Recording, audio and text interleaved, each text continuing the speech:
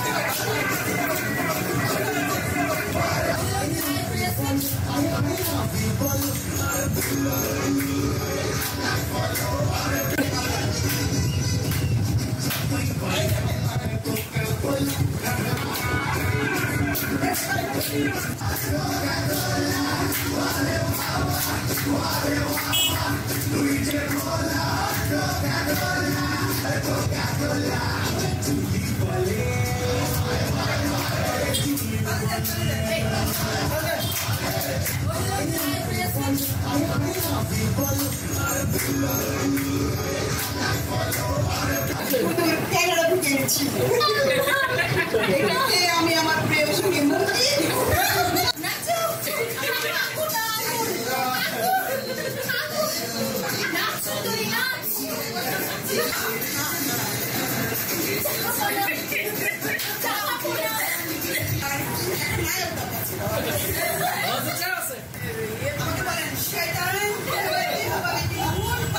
এ বিষয়ে অফিসের অন্য কর্মচারীদের কাছে জানতে চাইলে তারা বলেন স্যারের বিবাহবার্ষিকী ছিল, তাই আমরা সবাই মিলে অফিস টাইম শেষে ছোটোখাটো একটা অনুষ্ঠানের আয়োজন করি।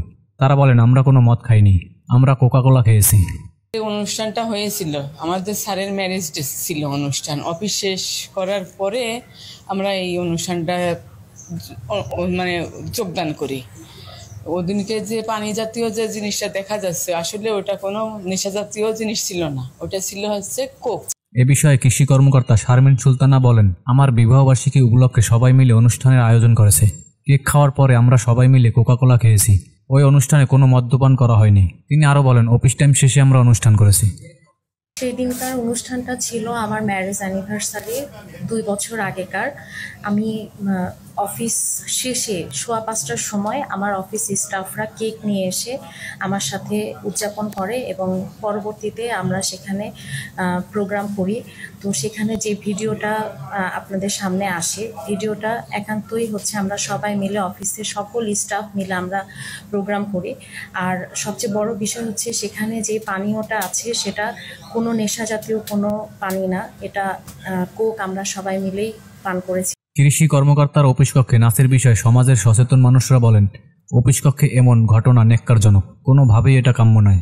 তারা আরও বলেন তিনি তার বাসায় অথবা অন্য কোথাও নাচতে পারতেন, অফিস কক্ষেই কেন নাচতে হবে তাকে।